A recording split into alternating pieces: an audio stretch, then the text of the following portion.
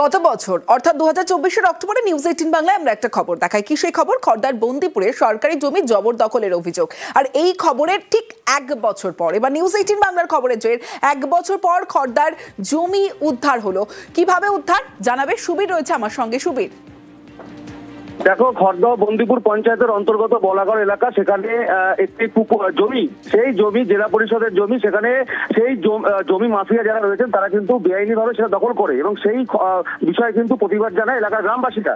এবং তারপরে কিন্তু সেই খবর সম্প্রচারিত হয় গত বছরের অক্টোবরের মাসের 19 তারিখ এবং নিউজ 18 বাংলায় সেই খবর সম্প্রচারিত হওয়ার এক বছর পরে কিন্তু নড়েচড়ে বসল জেলা পরিষদ দপ্তর এবং তারা এসে জেলা পরিষদের আধিকারিক থেকে শুরু করে পঞ্চায়েতের উপপ্রধান তারা কিন্তু ঘটনাস্থলে গ্রামবাসীদের নিয়ে যায় এবং সেখানে নিয়ে গিয়ে তারা কিন্তু জেলা পরিষদের ভোট টানিয়ে দেয় এবং পুনরুদ্ধার করলো জেলা পরিষদ দপ্তর। এবং এই যে পুনরুদ্ধার করলো জেলা পরিষদ দপ্তর, এই নিয়ে কিন্তু যথেষ্ট খুশি এলাকার গ্রামবাসীরা।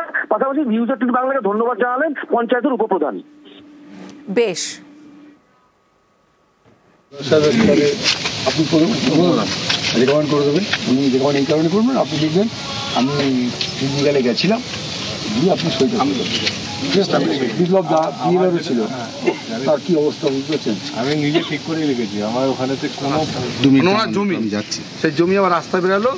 কমপক্ষে 60 থেকে 70 বছর ধরে দেখছি আমাদের জন্মের আগে থেকে এই পুকুরটা বা এই জমিগুলো অসাধু লোক, যারা জমি মাফিয়া, তারা চেষ্টা করেছিল এই জমিটা যাতে আমরা তাদের নামে করে বিক্রি করে মুনাফা করবে, এরকম একটা চেষ্টা করেছিল। কিন্তু আমাদের সারা বলাগড়বাসী এবং দুটো মসজিদ কমিটি সবাই থেকে আমরা সেটা বাধা দিই। আমরা তো খুব খুশি, গ্রামবাসী আমরা সবাই আনন্দিত। কিছু জমি মাফিয়া এই জমিটাকে দখল করতে চায়। নিউজ 18-এর মাধ্যমে আমরা খবরটা সম্প্রচার করি। আবার ঠিক ঘুরতে না ঘুরতে, এক বছর না ঘুরতে ঘুরতেই আবার কিছু জমি মাফিয়া রাতের অন্ধকারে গিয়ে একটা জেলা পরিষদের বোর্ড লাগানো ছিল, সেই বোর্ডগুলোকে ভেঙে দেওয়ার চেষ্টা করে। আবার এলাকাবাসী খবর দেয়, কালকে আমরা সরজমিনে ওই স্পটে যাই, যে একদম পাকাপোক্তভাবে ভালোভাবে বোর্ড বানিয়ে এলাকার বাসীর কাছে ওই জমিটা আবার ফেরত দিয়ে দেয়। আর নিউজ 18-এর খবর জেনে এই জমিটা এলাকাবাসী ফেরত পেয়েছে, তাই অসংখ্য তাদের ধন্যবাদ জানাই নিউজ 18-কে। এলাকাবাসী খুব খুশি। একটা ছবি দেখাই আপনাদের, দেখুন। দুই শাবক সহ লোকালয়ে মা হাতি। মাদারিহাট মেঘনাথ সাহানগরে হাতির হানা। শাবক সহ হাতি তাড়াতে রীতিমতো হিমশিম খেতে হয় বনকর্মীদের। তারপরে কি আদেও এই 3টি হাতিকে জঙ্গলে ফেরত পাঠানো সম্ভব হয়েছে জানাবে আমার সঙ্গে রাজকুমার রয়েছে। রাজকুমার, একদমই, দেখো, এই যে দুই শাবক সহ মা হাতিকে ঘিরে কিন্তু একবারে মাদারিহাটের এই মেঘনাথ সাহানগর, যেখানে হুলস্থুল কাণ্ড বেঁধে যায়। যদিও খবর পেয়ে ঘটনাস্থলে জলদাপাড়া জাতীয় উদ্যানের মাদারিহাট রেঞ্জের বনকর্মীরা পৌঁছান এবং তারা অনেকক্ষণ চেষ্টা করার পর কিন্তু দুই শাবক সহ মা হাতিকে ইতিমধ্যেই কিন্তু জলদাপাড়ার জঙ্গলে ঢুকিয়ে দিতে সক্ষম হয়েছে। বেশ,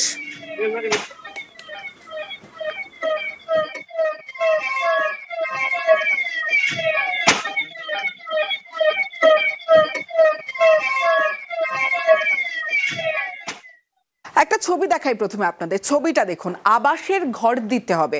আর এই হলো ঘর, আবাসের জন্য তারা অ্যাপ্লাই করেছেন, কিন্তু সেই আবাসের ঘরে দিতে হবে কাটমানি, এমনটাই দাবি নেতার।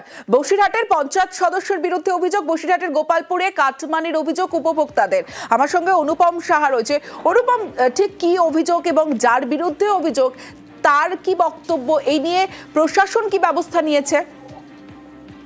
দেখো, এটা হচ্ছে উত্তর 24 পরগনার যে হাড়োয়ার গোপালপুর 2 নম্বর পঞ্চায়েতের পুকুরিয়া গ্রামের 272 নম্বর বুথের ঘটনা। এখানকার স্থানীয় বাসিন্দারা যেটা জানাচ্ছে যে 272 নম্বর বুথের পঞ্চায়েত সদস্য শাহজাহান বিশ্বাস, তিনি দীর্ঘদিন ধরে আবাসের যোজনার ঘর দেবে বলে তাদের কাছ থেকে বিভিন্ন অ্যামাউন্ট নেয়, 10,000, 15,000, এমনকি 25,000 টাকা পর্যন্ত তাদের কাছ থেকে নিয়েছে। কিন্তু দীর্ঘদিন তাদেরকে ঘর দেওয়া হয় না, তাদেরকে সেই উপভোক্তারা তারা ঘর যেতে গেলে তাদেরকে হুমকি দেওয়া হয়। এমনকি তাদেরকে এমনও বলা হয়েছে যে তাদেরকে মিথ্যা অপবাদে তাদেরকে জেল হেফাজতে ঢোকানো হবে, এমনও কিন্তু অভিযোগ করা হচ্ছে। এবং তারপরে বহুদিন যাওয়ার পরে এবার যে উপভোক্তারা যারা এইসব টাকা পয়সাগুলো দিয়েছিল তারা একত্রিত হয় আজকে বিক্ষোভ দেখায়। তাদের যেটা দাবি যে তাদেরকে তারা যেসব টাকা দিয়েছিল সেসব টাকা অবিলম্বে ফেরত দিতে হবে এবং তাদেরকে আবাসের ঘরও দিতে হবে এবং এই যে টাকা নিয়েছে, এই যে অন্যায়টা করেছে তার বিচার অবশ্যই করতে হবে এবং প্রশাসন যেন তার দৃষ্টি আকর্ষণ করে প্রশাসন যেন এই পুরো যে ঘটনা, সেই ঘটনার জন্য বিচার করে তার জন্য শাস্তি দেয়, এমনটাই কিন্তু দাবি করছে এইসব উপভোক্তারা। 271 নাম্বার বুথের মেম্বার আছে, ওটা কোন পঞ্চায়েত? ও এই সরকারি যে ঘরগুলো বেরিয়েছে, একজনের নামের ঘর আর একজনের দিয়েছে ঘরটা টাকার বিনিময়ে, যে পয়সা বেশি দিয়েছে ঘরকে ঘরটা তারিখ করে দিয়েছে, মানে বিক্রি করে দিয়েছে।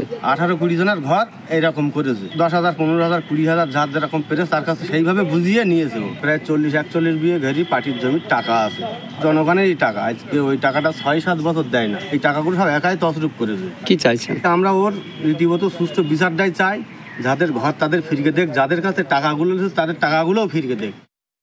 ওরকম কিছু করতে পারে, ওরকম কিছু ঘটার জায়গা নেই, কারণ এ তো বিডিও অফিসের আধিকারিক, তারা এসে ওদের মতো করে গিয়েছে। এই ব্যাপারে তো আদৌ কোনো মেম্বারদের কোনো ভূমিকা ছিল না, বিশেষ করে আমাদের এখানে সম্পূর্ণ ওটা বিডিও অফিস স্টাফ যারা এসছে ওরাই জানে বিষয়টা।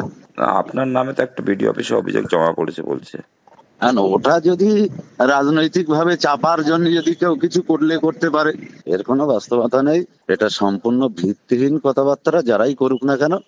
এবার কাটোয়ার খবরের দিকে নজর রাখতে হবে। 10 কিলোমিটার দূরে গিয়ে এসআইআর ফর্ম সংগ্রহ, বাড়ি থেকে 10 কিলোমিটার দূরে বুথের তালিকায় নাম, আর এসআইআর ফর্ম তুলতে ভোগান্তির অভিযোগ ঠিক কি হয়েছে বিস্তারিত জানবো। আমার সঙ্গে রণদেব রয়েছে। রণদেব।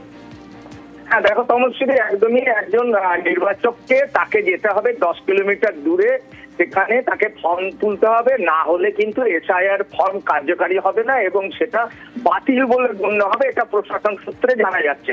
অভিযোগ এইটাই, এবং নির্বাচন দপ্তরের গাফিলতির কারণে 252 নম্বর বুথে মঙ্গলকোট বিধানসভার সেখানে একজন ভোটার তার নাম তুলবার জন্য পরপর 2 বার আবেদন করার পরে দুটো ভোটার কার্ড আসলেও কিন্তু তার ভোটার লিস্টে নাম ওঠেনি।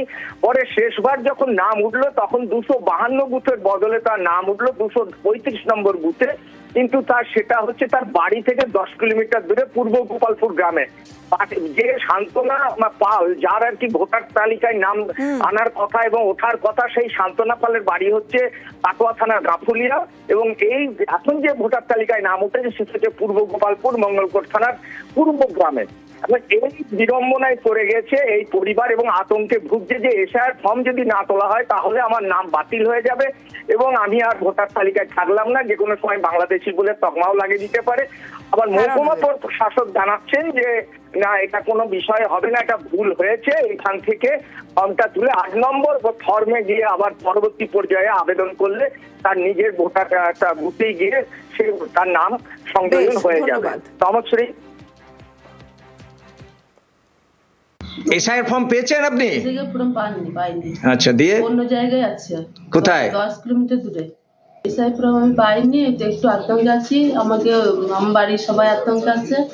অন্য জায়গায় নাম, আপনার নাম চলে গেছে অন্য জায়গায়? অন্য জায়গায় নাম চলে গিয়েছে।